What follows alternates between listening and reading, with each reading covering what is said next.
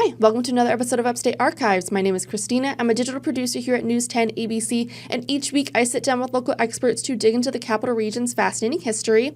This week we are going to be exploring a bit of an iconic Capital Region landmark here, the USS SLATER. It's a World War II era Navy boat docked on the Albany waterfront, and today I am joined by John Epp, a curator at the USS SLATER, to dig into its history. Thank you so much for joining me, John. Good morning. Thank you. Of course. So just dive right into it, introduce us a bit to the USS SLATER. Anyone who lives here in Albany has seen it before, I'm sure. Even, I would say, the broader Capital Region. It's pretty iconic, but give us a little bit of an introduction. Sure. So the USS SLATER is what's called a cannon-class destroyer escort. It was purpose-built in World War II to protect all of our merchant ships and other types of vessels going across the Atlantic Ocean and the Pacific, primarily from submarines. So the SLATER was built in 1943 and 1944 and served in the U.S. Navy until 1946, and then another 40 years in the Greek Navy before coming to Albany in 1997. Absolutely. Okay. And tell us, where did the name SLATER come from in USS SLATER? Sure. So the ship, for the most part, destroyers and destroyer escorts, even today, are named for Navy sailors, Coast Guardsmen, Marines that are killed in combat. They usually do something heroic. So the SLATER is named for Frank SLATER. He was 21 years old from rural Alabama. Grew up in Fife, Alabama, from a family of sharecroppers. He joined the Navy in February of 1942. And on November 12th, 1942, he was on the USS San Francisco, a heavy cruiser, and his ship came under air attack by approximately 30 Japanese torpedo bombers. And in the battle, he shot down a plane. Unfortunately, the plane then crashed into his station, killing him and about a dozen others. Yeah, he looks really young. So that, I mean, obviously, like you said, super heroic, but also kind of a sad story there. Certainly. Absolutely. So how many other ships of this kind, of the USS SLATER's kind, were built during her time? And how many sort of remain now? Yeah. So initially the Navy, as soon as they narrowed down the design of this ship, they wanted to order 1,000 of these ships on top of everything else. By war's end, 563 were built. After the war, up until the 1970s, they continued building the same type of ship, just more modern, slightly bigger. So in total in World War II, 563, and then about another 50 after the war. Worldwide, there's 4 or 5 left from World War II.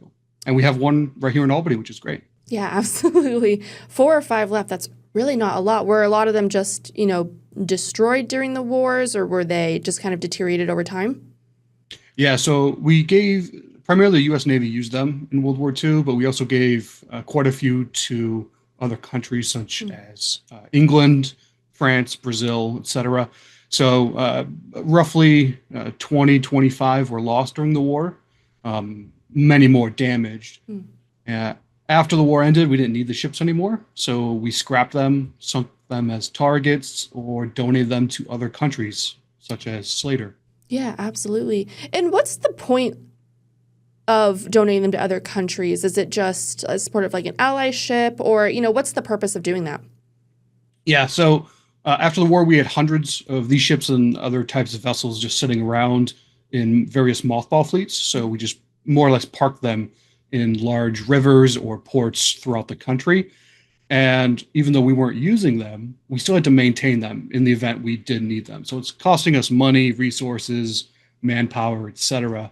So Cold War starts after World War II. Other countries need help, and it's kind of win-win for us. We get to help other countries, and we get to unload some of our World War II surplus and save some money. Absolutely. Absolutely makes sense. And, about this, class of destroyer, can you tell us a little bit about their role in general? Did they have their own weapons? Yes. So this class, we had destroyers for decades leading up to World War II, but we needed a cheaper to build, more nimble, slightly smaller anti-submarine ship. So the SLATER is purpose-built for that. It costs only about $2 million in World War II to build. You can build this in 30 days or less. Wow. And the weaponry was very similar to destroyers, just on a smaller scale. Gotcha. So what does that mean exactly? Like what kind of weaponry is on this ship? Are there like cannons and guns? Yes, so the Slater has what's called a 3-inch 50 caliber deck gun or Mhm. cannon. There's three of those. That type of gun was outdated more or less by World War II. The Navy wanted the much larger 5-inch 38 caliber deck guns. Those were on the modern destroyers and some destroyer escorts, but we ran into a production issue, Mm. building too many ships, not enough guns. So Slater is unfortunately equipped with the outdated 3-inch gun. There's also depth charges to attack submarines underwater. Mm. A brand new weapon for World War II was called the Hedgehog, which was kind of a smaller version of the depth charge, but would only explode if it actually hit the submarine directly. Mm. And then there's some machine guns and anti-aircraft weaponry. Yeah, absolutely. For, visitors who come to the USS Slater today, are those still on display for people to see? Yes. So what's very unique about the Slater is when we received the ship back from Greece in the early 90s, the weaponry was more or less still intact, Mm. which was great because it was going to be very hard to find that stuff. So we've restored things. Of course, we're not allowed to fire them. We did used to fire blanks for ceremonies, but it's been many years since that. But we have set up the ship in a manner to where can only go on the ship with a tour guide. That allows us to keep everything open. Mm. It almost looks like the sailors just stepped off for the day. Wow. So visitors, especially children, they love it, can get up on all the various guns, move them around, and see how they work. Yeah, absolutely. No, that's awesome. And going a little bit to the USS Slater's role during World War II, I mean, obviously you've explained it a little bit, but can you tell us, was she damaged at all during the war? How was her journey through the war specifically? Sure. So the Slater never officially saw combat. Mm. She's a late war ship, didn't really start going and performing her duties until the fall of 1944. By that time in the Atlantic, the German submarine threat just wasn't what it was early in the war. Um, so she made 10 trips across the Atlantic. She was based out of New York City, going from New York City to England and back. Dropped, depth charges and hedgehogs on a few targets they thought might be submarines, but it was never officially confirmed. We do know there were German submarines within less than 100 miles of the Slater, but they never made any attacks. The ship was damaged quite a bit in training exercises with training torpedoes. So no warhead, so no explosion, but would still puncture the hull and flooded the ship a few times. The waves flooded the ship, broke welds, broke the decks. So, a lot of weather-related damage. Yeah, absolutely. And that actually, brings me to a point that you made previously about how these kind of ships were made in 30 days. Does that mean, are they pretty, hefty despite being made in such a short time? For being made in a short period, sure. Slater was not built in 30 days. Slater was built in 11 months. Oh, wow. Built in Tampa by the Tampa Shipbuilding Company. They only built about 10 of these ships, and they all took 11 months. Other shipyards could do it in 3 months or 30 days. But, even 11 months for a warship is fairly quick. However, there's no armor. The steel hull is only about 3/8 to 5/8 inch thick steel. Oh, wow. So it's not going to protect you against any bombs, any torpedoes. But the ship has to be lightweight and nimble. If you add armor, you don't get those things. Right, absolutely. And moving on from World War II to when we gave the USS Slater to the Greek army, as you mentioned, what was her role there? Was she used pretty often? Yeah, so they used her more or less nonstop for 40 years. So in the summer of 1950, we began the transition to give the Slater to Greece. She was towed from Florida to Boston, was repaired, some new equipment, some new guns were added. And then in March of 1951, officially transferred to the Greek Navy, renamed Iatos, which means eagle in Greek. Yeah, and they used it more or less consistently for 40 years until 1991 as a patrol ship, as a training vessel, things like that. Wow, that's awesome. So she's had a lot of work in her time. Yes, many miles. Absolutely. Perfect. Well, I think this is a good time for us to go to a quick break. Thank you all so much for staying with us. We'll be right back.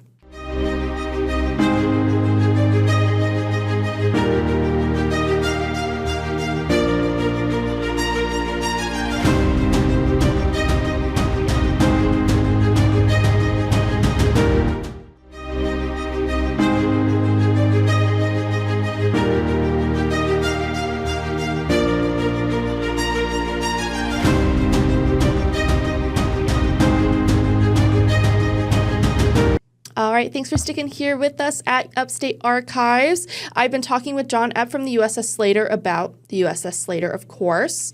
And we're moving a little bit more from, we talked about World War II, we talked about the Greek Navy, and then when did she return back to Albany? I know you mentioned this date a little bit earlier, but just give me a little bit of a reminder here.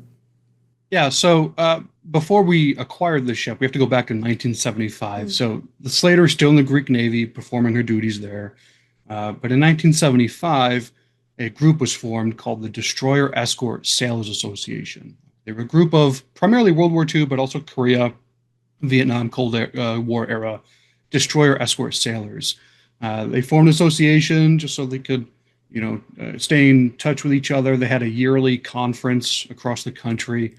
In the late 1980s, they started to mumble amongst themselves of, you think it's possible to locate a destroyer escort from World War II, bring it back to the U.S., and create a museum to tell the stories of these sailors. They almost acquired a destroyer escort down in Uruguay. They more or less signed the documents to acquire that ship. It was the former USS Baron, I believe. And the Baron actually has a small Albany connection. In November of 1945, it came to Albany with a German U-boat, a captured German U-boat, and people got to give tours. Wow. So those plans ultimately fell through. Hurricane season came in. The ship was ultimately scrapped. So they had to pivot, find a new ship. They heard about the SLATER, Aitos, in Greece, and this is now 1990, 1991. The ship had just been removed from the Greek Navy, and the Greeks were going to tear the ship apart and sell it for scrap. So over the course of a few months, really, some folks went over to Greece, started coordinating with the State Department here in the U.S., the Greek Navy, the Greek government, and they struck a deal. Instead of scrapping the SLATER, the Greek Navy agreed to donate the ship to the Destroyer Escort Sailors Association, and for free. No strings attached. The main caveat was, once we give the ship to you, you need to get it from Greece to the U.S. So the engines have not run since the late 80s. So they had to raise about $300,000 from their members. They hired a Ukrainian tugboat that was coming back from Greece. It took about 30 days to tug the SLATER to to New York City. Absolutely horrible condition. It was an absolute rust bucket. There was trash piles everywhere, leaks. Nobody was allowed on the ship just in case something happened. But arrived safe and sound in New York City in August of 1993. So some folks may have gone down to New York City to visit the Intrepid, the aircraft carrier. They were gracious enough to allow us to stay there for 6 months until we can get our feet under us and find a permanent home. That 6 months turned into 4 years, and we could not find a home for the ship.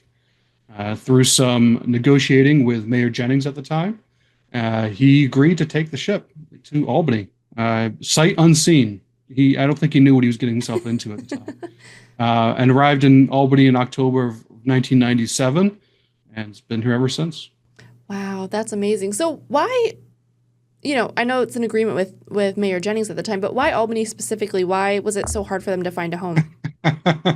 So the initial goal was DESA, the Destroyer Escort Association. They had no plans. They did not want to run the ship as a museum. They were strictly, let's acquire it, and then we'll find a military organization to take ownership of the ship, maintain it, do all the tours, and then we'll just be involved.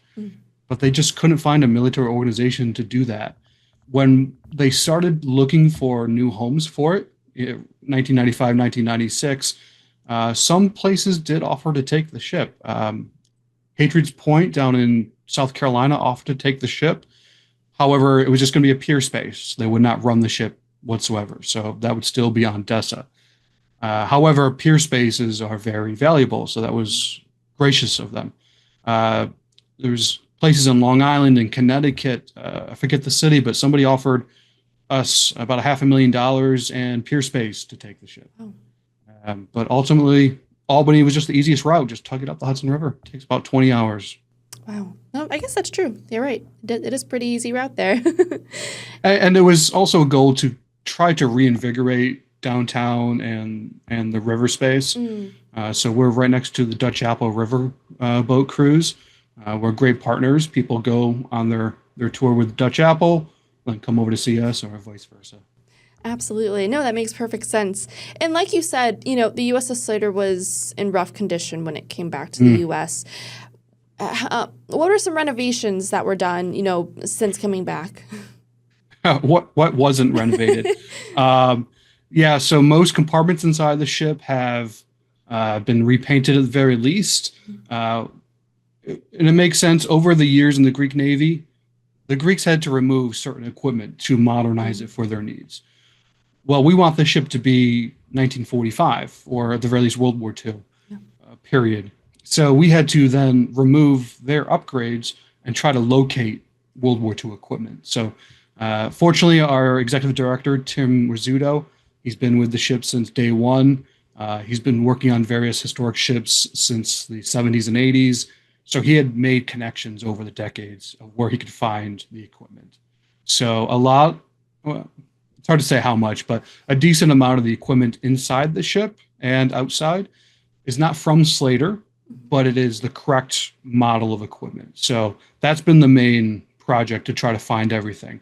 And we're more or less at the point where we have everything. There's a couple things here and there, but we're very fortunate that SLATER is fairly intact. Nonstop rust management. It's a steel ship in water. We're fortunate that the Hudson River here in Albany is freshwater and not salt. So the hull doesn't rust out and degrade as fast as other ships in salt water, which is great. But it's nonstop maintenance, tackling rust. We get new leaks every rainstorm. So we got to patch, not from the river, from rain, from above. The hull is in great condition. There's no leaks. The Hudson River is not coming in the ship, knock on wood. But we're constantly patching those leaks. It's nonstop. But we have a great team of volunteers that does all this. Absolutely. Absolutely. I mean, it sounds like, quite a labor of love. And it's a very beautiful ship. For people who might not know much about it, I think, they might say, well, what's such a big deal about the USS SLATER? It's just a big boat from the World War II era. What do you have to say about that? What makes the USS SLATER so, special and so significant, especially, that we have such easy access here to it in Albany? Yeah, so we often get the comments, well, exactly, SLATER's not all that special. It was never in combat, doesn't have any, battle stars. It's just a normal Navy ship. Mm-hmm. However, what a lot of people don't realize, we're not the USS SLATER Museum. We're the destroyer escort. We have pieces of bombs or kamikaze planes that crash into these ships. We have an unhealthy large collection of uniforms. It's taking up so much space, but we have all the uniforms that these guys wore. So we are not only telling the story of the SLATER by having the ship here, but we're also telling the story of every single destroyer escort sailor from World War II and the post-war. Wow, that's really amazing. And like you said, I feel like not a lot of people know that. So to learn about that now, I think I'm not even sure I really knew that. I think for a long time, I thought it was just the USS SLATER Museum. So thank you so much for letting us know. It's easier to say USS SLATER or the SLATER than the Destroyer Escort Historical Museum. So I understand. Absolutely. Well, moving to, present day today, I mean, we've been there, but tell us a little bit about, for people who want to learn more, I mean, tell us what can visitors come see at the USS SLATER? I mean, you kind of just went through a whole thing. What can visitors see specifically? How can they start to get involved if they'd really like to? Sure. So we're open for walk-in tours the first Wednesday in April through the Sunday after Thanksgiving every year. The dates vary, but that is the schedule. And we also have tours in the wintertime that you can book in advance slightly different than a normal tour because it's wintertime, so we can't be outside. The ship is a mess in the winter because we do have our work, but we can always let people see the ship. And we have different tours for different people. If you don't want to climb up and down all the various steep ladders, the stairs, or you have a time crunch, we have a short tour. If you want to see basically everything that we can show you, we have a longer 2-hour tour. I've given 5-hour tours. Wow. If you're into engines, you can come see the SLATER's engines and motors and see how they work. Some of them do work still today. If you're not able to come visit, but you still want to support, we're always taking donations. We are a very small nonprofit, so we have high costs and very low operating budget. So it's always a stretch. That's why we rely heavily on volunteers. So whether that's volunteers to give tours or volunteers to help restore the ship, help maintain the ship, we have people that just come in and do some cleaning every once in a while or want to work in the galley. The ship's kitchen does work. So we make food, such as Chris here. He's a retired Navy sailor. He was a cook in the Navy. He makes homemade bread and wonderful meals on Mondays and Tuesdays for the volunteers. So actually in 2 hours, they're going to be eating a wonderful lunch probably. You don't need to have crazy welding skills or anything. Just come on down and chances are we'll find something for you to do. Absolutely. And how many visitors per year do you guys say that you get? A very good year for us is in that 13 to 15,000 visitor range. Most recently, 2024 was on that high end. 2025, we saw a pretty decent drop off. We equate that to the economy. This summer, we've been fairly busy, so we believe we're back in the upsting here. So. Wonderful. Well, thank you so much, John, for speaking with me today. I've learned so much about this boat and, I guess just history in general, World War II and the Greek Navy. And thank you so much for joining us here today and getting us a little bit of history on the USS SLATER. Well, thank you, Kristina. I appreciate you giving me a platform to share the history of the ship. It's a great little thing we have here in the Capital Region. I'm always happy to talk about it. Absolutely perfect. Well, thank you so much again. And thank you to all of you for joining us on this episode of Upstate Archives. We'll see you next week.